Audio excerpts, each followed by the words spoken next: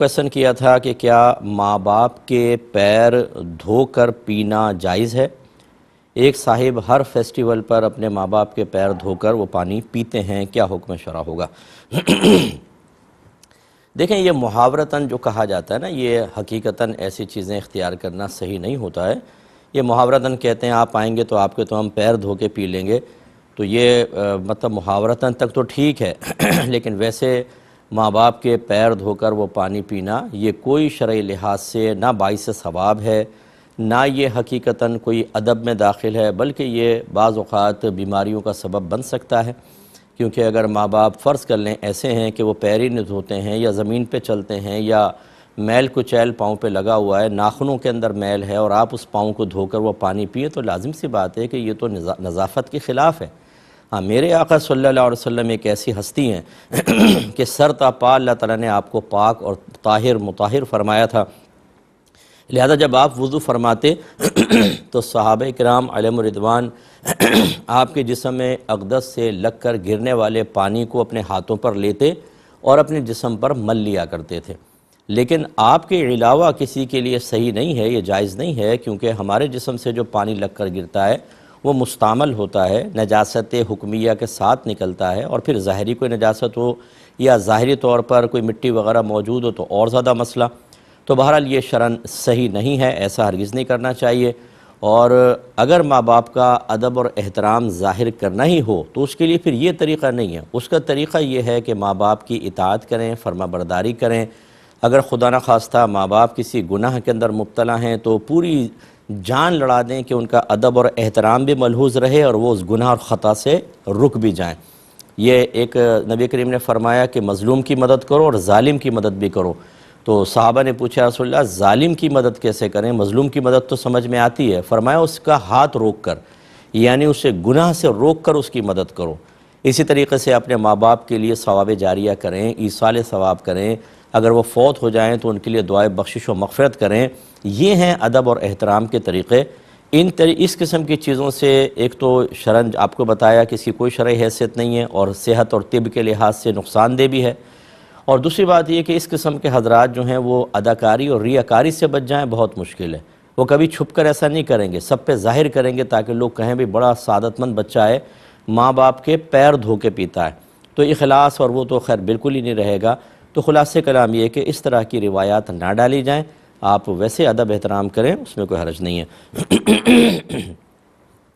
یہ بھائی نے فرمایا کہ سنا ہے کہ رات کو جھوٹے برتن دھو کر نہ رکھنے سے گھر میں بے برکتی ہوتی ہے، کیا یہ بات ٹھیک ہے؟ دیکھیں، صفائی نہ رکھنا یہ صرف برتن کے ساتھ ہی نہیں، صفائی وغیرہ نہ رکھنا، گندگی ہو تو اس سے یقینی سی بات ہے کہ اس میں برکت کم ہوتی ہے، کیڑے مکوڑے گھر میں پیدا ہوتے ہیں، خرابی پیدا ہوتی ہے، جراثیم پیدا ہوتے ہیں، یہ تمام چیزیں بے برکتی کی ظاہری ایک علامات میں شمار کی جا سکتی ہیں۔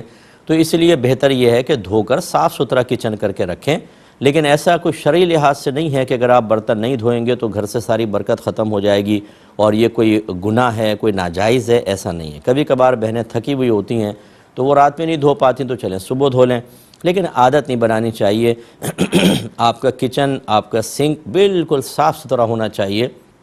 یہ جو ہماری بہنیں کرتی ہیں کہ رات میں چھوڑ دیتی ہیں اور پھر جھینگر مچھر کیڑے مکوڑے پیدا ہوتے ہیں اور پھر وہ اتنی تیزی کے ساتھ انڈے بچے دیتے ہیں اور پھر وہ سارا کچن گندا ہو جاتا ہے، خراب ہوتا ہے، یہ چیز مناسب نہیں ہے، یہ نہیں ہونا چاہیے۔ کسی نے پوچھا کہ کیا بڑے یا بچے پر قرآن کی کوئی بھی آیت پڑھ کر دم کیا جا سکتا ہے؟ جی بالکل کیا جا سکتا ہے۔ اس میں تھوڑی سی تفصیل ہے کہ ایک تو یہ کہ حدیث میں کوئی چیز آ گئی کہ نبی کریم صلی اللہ علیہ وسلم نے یا صحابہ کرام نے کوئی مخصوص آیت، کوئی یہ مخصوص صورت پڑھ کر دم کی اور اس سے شفا حاصل ہوئی، تو یہ تو پھر حدیث سے اس کا ثبوت ہے، اس میں آپ بالکل کامل یقین کے ساتھ کر سکتے ہیں کہ یہ چونکہ حدیث سے ثابت ہے تو اس میں ضرور ایسا برکت ہوگی۔ جیسے الحم شریف کے بارے میں ہے کہ ایک صحابی نے ایک کافر کے اوپر الحم شریف پڑھ کر دم کی، جس کو بچھو نے کاٹا تھا تو اس کا زہر زائل ہو گیا۔ اسی طرح نبی کریم صلی اللہ علیہ وسلم نے اس کو سورۃ الشفا قرار دیا۔ تو یہ ایسا ہے، اور کئی اور صورتیں ہوتی ہیں، آیات وغیرہ وہ آپ پڑھ سکتے ہیں۔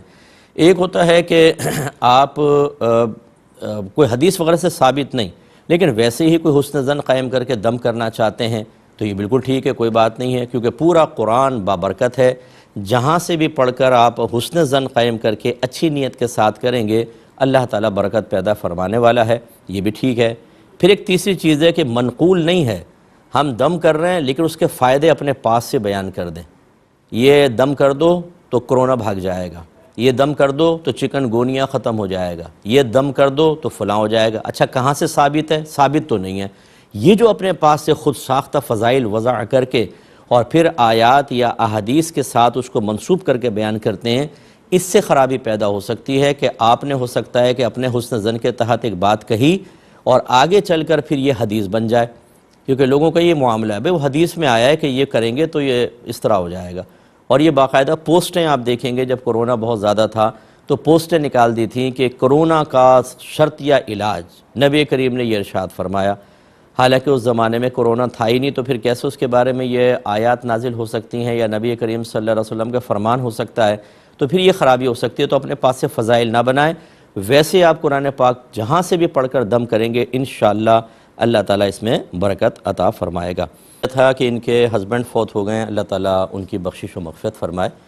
تو کہتی ہیں میری ایک ہی بیٹی ہے اور میرے شوہر کو ان کے والد نے یعنی ان بہن کے سسر نے کچھ زمینیں اپنی زندگی میں توفتاً دے دی تھیں، تو اب جو شوہر کی سسٹرز ہیں وہ مطالبہ کر رہی ہیں کہ ان زمینوں سے ہمیں بھی حصہ دیا جائے، جبکہ اور ان کے 5 بھائی بھی ہیں، ان سے مطالبہ نہیں کر رہی، صرف میرے شوہر کے بارے میں کہتی ہیں کہ ان کی زمینیں ہمیں بھی دی جائیں، کیا حکم شرع ہوگا؟ دیکھیں اگر واقعی معاملہ ایسا ہے کہ آپ کے سسر نے اپنی زندگی میں وہ زمینیں آپ کے شوہر کے نام کر دی تھیں یعنی توفتاً دے دی تھیں اور مکمل تصرف کا اختیار بھی دے دیا تھا کہ آپ کے شوہر چاہیں تو ان کو بیچیں، کسی کو تحفے میں دیں، انہیں ٹھیکے کے اوپر دیں، اس طرح کا اگر کلی اختیار دے دیا تھا تو وہ زمینیں آپ کے سسر کی ملکیت سے نکل کر آپ کے ہسبینڈ کی ملکیت میں داخل ہو گئیں، اور جب ایسا ہو گیا تو آپ کے سسر کا وہ مال وراثت رہا نہیں۔ اب آپ کے شوہر فوت ہوئے تو پھر شوہر کی جو وراثت ہے اس وراثت کے اعتبار سے الگ مسئلہ ہے کہ وہ تقسیم ہوگا، لیکن سسر کی وراثت کے اعتبار سے آپ کے جو بچوں کی پھپھیاں ہیں ان کا حق نہیں بنے گا، ٹھیک ہے؟ اب شوہر کے اعتبار سے الگ مسئلہ ہے، لیکن اگر وہ سسر کے اعتبار سے کہہ رہی ہیں کہ ہمارے والد صاحب کے تھا تو اس کے دیا جائے تو یہ ٹھیک نہیں ہوگا۔ تو خلاصہ کلام یہ ہے کہ وہ آپ کے شوہر کی ملک تھی، شوہر کی وراثت کے اعتبار سے حصہ بن سکتا ہے، لیکن اس اعتبار سے کہنا کہ یہ میرے والد صاحب کی ہیں تو جتنا شوہر کو حصہ ملا تو بہنوں کو نصف ملتا ہے، اس اعتبار سے ہمیں نصف زمین دی جائے، یہ ان کا مطالبہ ٹھیک نہیں ہے۔ یہ بھائی نے کویسچن کیا کہ بہن نے فرمایا کہ ایک فیملی ہے یو ایس اے میں، وہ غیر مسلم کے ہوٹلز میں جا کر اور ایسا کوئی گوشت جس کے بارے میں کنفرم پتہ ہے کہ یہ مشینی ذبیحہ سے یہ جانور ذبح ہوا ہے اسے وہ کھا لیتے ہیں، بسم اللہ الرحمن الرحیم پڑھ کر، کیا حکم شرع ہوگا؟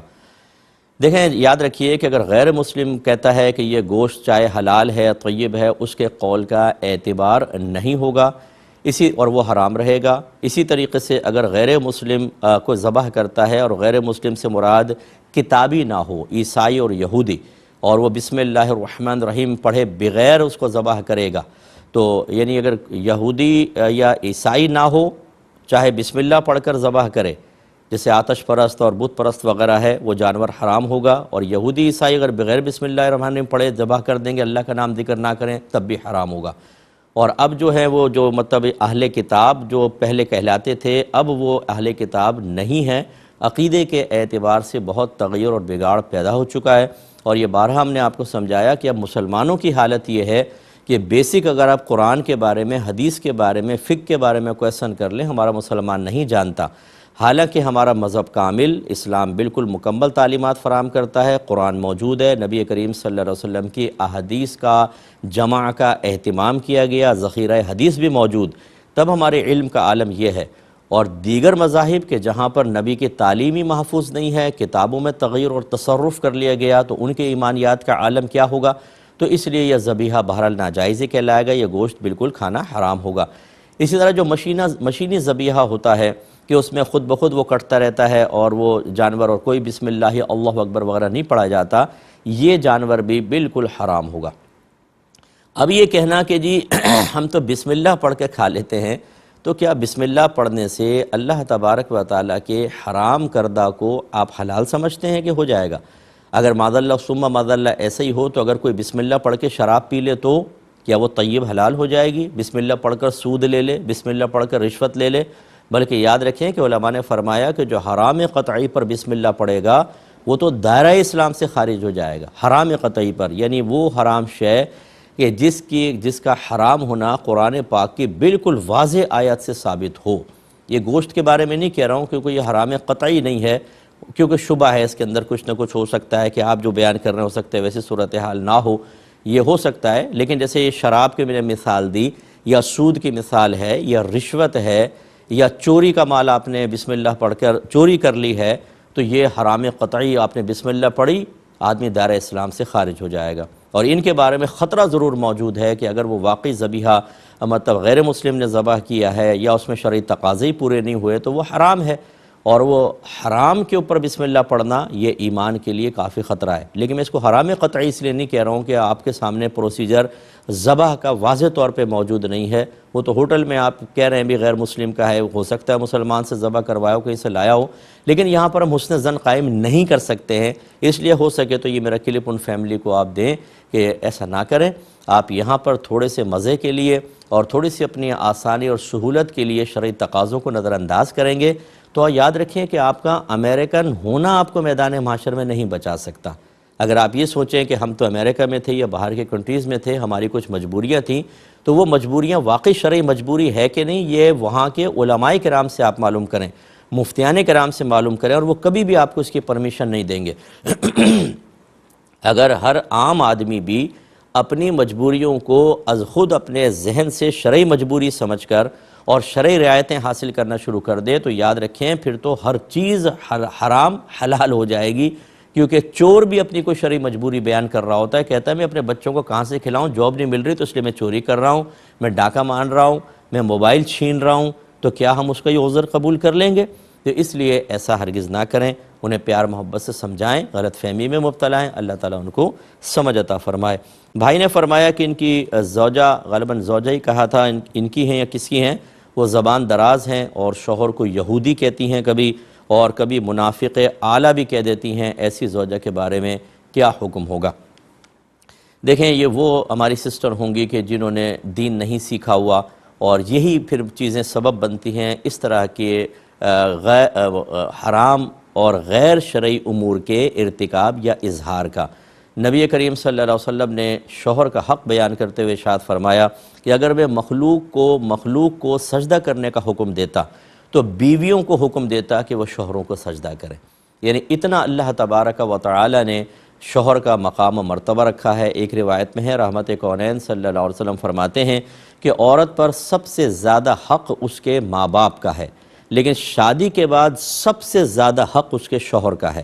یعنی آپ اندازہ کریں کہ مذہب اسلام کی تعلیم یہ ہے کہ شادی کے بعد ماں باپ کا حق پیچھے ہو جاتا ہے، جس نے پال پوس کے بچی کو جوان کیا، پھر اس کی شادی کی، اور کتنی قرآن میں ماں باپ کی تلقینات ہیں، لیکن حدیث یہ کہہ رہی ہے، مذہب یہ کہہ رہا ہے کہ شادی کے بعد شوہر کا حق ماں باپ سے بھی زیادہ ہو جاتا ہے، اور ایسے زیادہ حق والے کو گالیاں بکنا، انہیں برا بھلا کہنا، کیونکہ یہ گالیاں ہیں، یہ کتنا برا ہوگا۔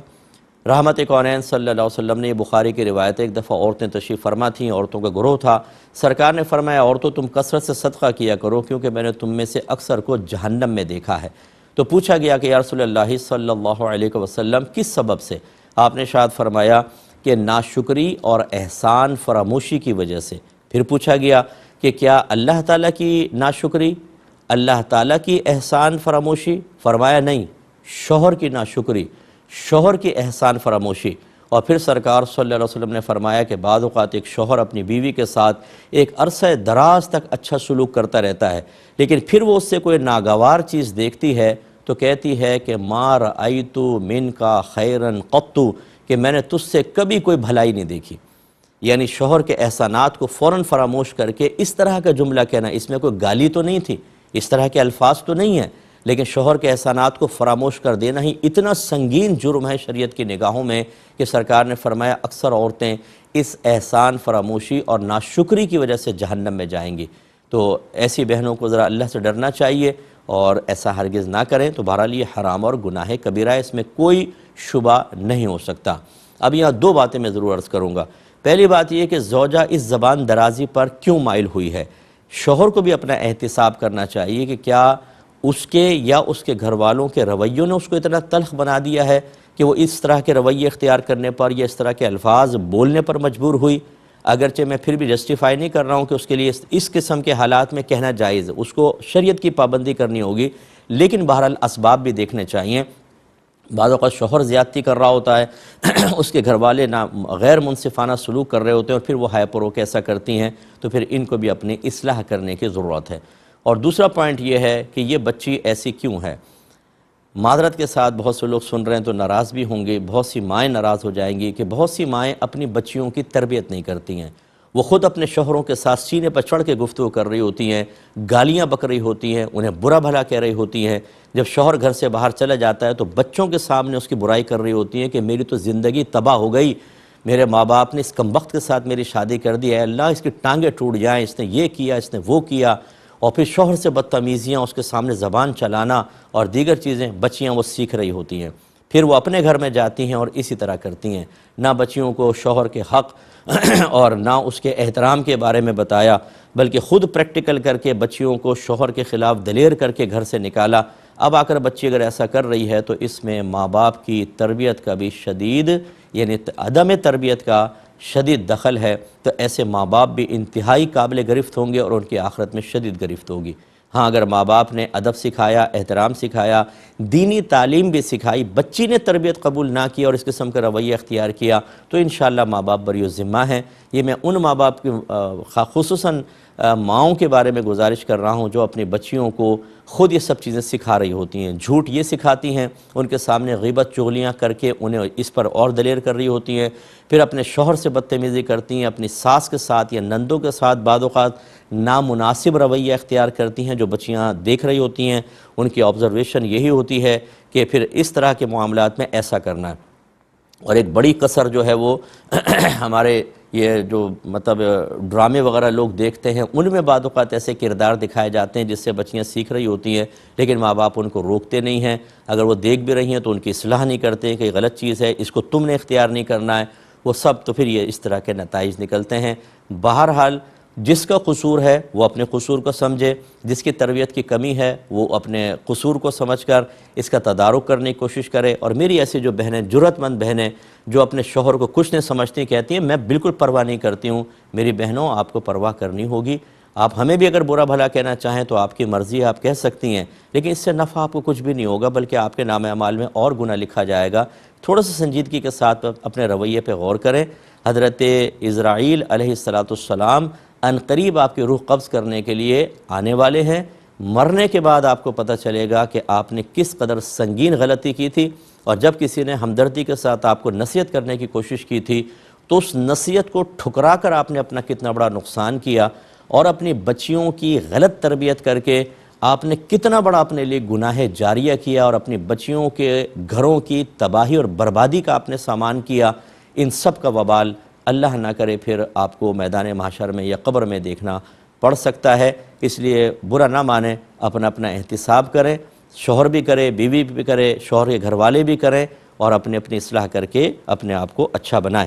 ایک پوسٹ مجھے کسی نے بھیجی، اس میں ایک مضمون تھا، پوچھا مجھ سے یہ صحیح ہے کہ نہیں۔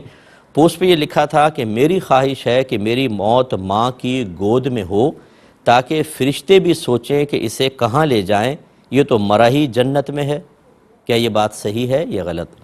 دیکھیں، یہ بیمار اور کمزور اور علم سے خالی ذہنوں کی پیداوار ہوتی ہے کہ وہ اس قسم کے جملے لکھ کر، اس قسم کی باتیں لکھ کر عام لوگوں کے درمیان عام کرتے ہیں۔ اور بڑی معذرت کے ساتھ پھر میں یہ جملہ کہوں گا کہ ہمارے وہ قلوب جو قرآن کی باتوں کو تسلیم کرنے کے لیے تیار نہیں ہیں، ان کا اثر لینے کے لیے تیار نہیں ہیں، علماء کی تقاریر، ان کے بیانات سے اثر نہیں پیدا ہوتا، حدیثیں پڑھتے ہیں اثر پیدا نہیں ہوتا، ان چیزوں سے فوراً متاثر ہو جاتے ہیں۔ جیسے پچھلے دنوں میں نے ایک اور بھی آپ کو بتایا تھا کہ اپنے ہر بہن کو چاہیے کہ اپنے بھائی سے اچھی طرح مل لے، کیونکہ مرنے کے بعد پھر قیامت تک بھائی بہن آپس میں نہیں مل سکیں گے، یعنی روحیں آپس میں نہیں مل سکیں گی۔ اور نیچے لکھا تھا اس چیز نے میرے دل کو ہلا کر رکھ دیا، مجھے رنجیدہ کر دیا، اور وہ پھر وہ ایموجی وغیرہ بنا دی وہ آنسو نکالنے والی، اب جو اس کو دیکھ رہا ہے آگے فارورڈ کر رہا ہے، بہنیں پریشان ہونے نے مجھ سے پوچھنا شروع کر دیا کہ مفتی صاحب کے مرنے کے بعد ہمارے بھائی پھر ہم کبھی ملاقات نہیں ہو سکتی ان سے قیامت تک. تو یہ صورتحال وہ بھی غلط اور یہ بھی بالکل غلط ہے. اس میں خرابی کیا ہے کہ یہ تو آپ نے روایت سنی ہوگی کہ ماں کے قدموں تلے جنت ہے، لیکن ماں کی گود میں جنت ہے، اور جو ماں کی گود میں مرے گا وہ جنت میں مر گیا گویا. یہ تو کہیں روایت میں موجود نہیں. پھر فرشتے جب اللہ تعالیٰ کی طرف سے آئیں گے تو کیا وہ بالکل کچھ نہیں جانتے؟ ان کو تو سب کچھ دے کر بھیجا جاتا ہے. فرشتے وہی کرتے ہیں کہ جو انہیں حکم دیا جاتا ہے. اب فرشتہ آ کے وہ یعنی فرشتوں کو پتہ ہی نہیں تھا وہ ماں کی گود میں مرا ہوا ہے، اب وہ کہاں لے کر جائیں بھئی؟ یہ تو پہلے جنت میں مرا ہوا ہے. تو جنت تو ثابت ہی نہیں ہے، پھر وہ فرشتے ایسا کیوں کہیں گے؟ اور کیا فرشتوں کو پتہ ہی نہیں ہے بالکل کہ اس کی روح کو کہاں لے کے جانا ہے؟ معذب روح ہے یا یہ انعام یافتہ روح ہے؟ یہ فرشتوں کی ایک معذاللہ ثم معذاللہ کم علمی یا جہالت کی طرف اشارہ. خلاصہ کلام یہ ہے کہ اس قسم کی چیزیں بنانے والے اپنی آخرت کی بربادی کا سامان کر رہے ہوتے ہیں. یہ جتنا فارورڈ ہوتا جائے گا اتنا اس شخص کے اوپر وبال طاری ہوتا رہے گا، اور آپ اس میں حصے دار نہ بنیں کہ اس کی طرف سے آپ تک آیا اور اس کے بعد جتنے تک آپ جائے گا اس کا وبال آپ پر، پھر آپ سب کا اس کے اوپر. اس لیے اس سے بالکل اجتناب کریں. اللہ تعالی ہمیں سمجھ کے توفیق عطا فرمائے. ایک بھائی نے پوچھا کہ واش روم میں فریشنر یا اسپرے وغیرہ لگانا صحیح ہے یا نہیں، کیونکہ سنا ہے کہ ان سے جنات اٹریکٹ ہوتے ہیں، مائل ہو جاتے ہیں. کیا حکم شرع ہوگا؟ دیکھیں اس میں کوئی حرج نہیں ہے. بعض اوقات ہوتا ہے کہ اسمیل وغیرہ ختم کرنے کے لیے مہمان گھر میں آتے ہیں، بعض اوقات تو وہ فریشنر وغیرہ چھڑک دیا جاتا ہے یا کوئی ایسی چیز رکھی جاتی ہے جس سے مسلسل خوشبو آتی رہتی ہے اور ناگواری محسوس نہیں ہوتی ہے، تو اس میں کوئی حرج نہیں ہے. آپ ایئرپورٹ پر دیکھ لیں، دیگر جگہوں پر ہوٹلز وغیرہ کے اندر دیکھیں، وہاں پر بھی ایسے ہوتا ہے. تو کیا ہر ہوٹل میں جانے والے پہ جنات مائل ہو جاتے ہیں؟ ہاں، جنات اٹریکٹ ہوتے ہیں خوشبو کی طرف، لیکن ہر جگہ نہیں ہوتے ہیں. اور ہمارے مذہب نے ہمیں طریقہ بتائی دیا، جب آپ باتھ روم میں داخل ہوں تو باہر ہی بسم اللہ الرحمن الرحیم پڑھیں اور اللہم انی اعوذ بک من الخبث والخبائث پڑھ کر داخل ہوں. جنات کے درمیان پردہ آ جائے گا، کوئی مسئلہ نہیں ہوگا. تو اس میں کوئی حرج نہیں ہے، ٹھیک ہے. اور ایسا نہیں ہوتا کہ جہاں پر خوشبو ہوگی جنات ضرور آئیں گے، ورنہ پھر واش روم کا ہی کیوں؟ آپ اگر ویسے ہی اسپرے سینٹ لگاتے ہیں کسی شادی بیاہ میں جانے کے لیے تو جنات تو جب خوشبو پہ اٹریکٹ ہو رہے ہیں نا، نہ کہ واش روم کے اندر خوشبو پر اٹریکٹ ہوں گے، وہ تو خوشبو پر ہوں گے. تو پھر باہر بھی ہو سکتے ہیں آپ کی طرف، خوشبو لگانے چھوڑ دیں. تو اس لیے اس قسم کے وسوسوں سے آپ دور رہیے. بچے نے پوچھا ہے کہ یہ لیو ان ریلیشن شپ کیا یہ مذہب اسلام میں جائز ہے یا نہیں ہے؟ دیکھیں اس کا بیسک کانسیپٹ کیا ہوتا ہے کہ ایک کپل، کوئی لڑکا یا لڑکی جن میں لیگلی میرڈ نہ ہوں، وہ لیگلی یعنی شادی نہ ہوئی ہو، وہ صرف اپنے پیار محبت کی وجہ سے ایک ساتھ رہائش اختیار کر لیں، اس کو کہتے ہیں لیو ان ریلیشن شپ. اور اس کے بارے میں جب آپ پوچھ لیں کہ جائز ہے کہ نہیں، تو لازم سے بات ہے کہ جو مذہب اسلام ایک مرد مومن کو بھی کہے کہ عورت نظر آئے تو اپنی نگاہوں کو جھکا لو، اس کے جسم پر، اس کے چہرے پہ نگاہ نہ ڈالو، وہ کہاں اس کی اجازت دے سکتا ہے کہ ایک جوان لڑکی کے ساتھ، ایک اجنبی لڑکے کے ساتھ لڑکی اور لڑکی کے ساتھ لڑکا ایک جگہ رہائش اختیار کر لے؟ ان کا ساتھ رہنا یہ گناہ، ان کا دیگر کسی بھی قسم کا ریلیشن قائم کرنا یہ حرام. اور اگر خدا نخواستہ زنا کر لیتے ہیں، انہیں جسمانی تعلق قائم کرتے ہیں تو زنا خالص ہے. تو مذہب اسلام میں اس کی کوئی گنجائش نہیں ہے.